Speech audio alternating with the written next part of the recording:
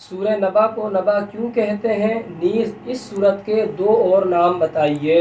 عربی میں خبر کو نبا کہتے ہیں اور اس سورت کی دوسری آیت میں یہ لفظ موجود ہے جس کی وجہ سے اسے سورہ نبا کہتے ہیں۔ نیز اس سورت کو تساؤل اور عما یتساءلون بھی کہتے ہیں اور یہ دونوں نام اس کی پہلی آیت سے ماخوذ ہیں۔ اللہ تعالیٰ نے سورہ نبا میں اپنی قدرت کی کون کون سی نشانیاں بیان فرمائی ہیں؟ الم نجعل الارض مہادا، کیا ہم نے زمین کو بچھونا نہ بنایا؟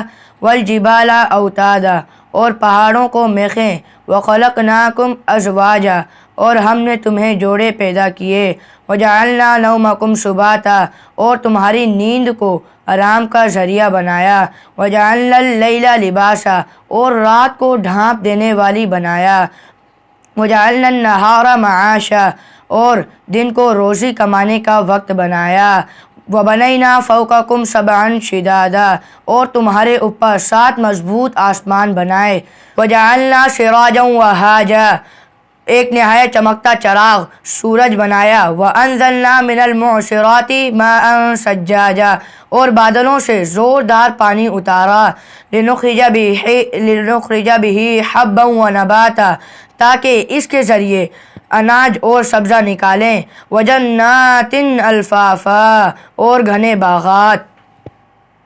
جہنم کن لوگوں کا ٹھکانہ ہے اور وہ کب تک اس میں رہیں گے؟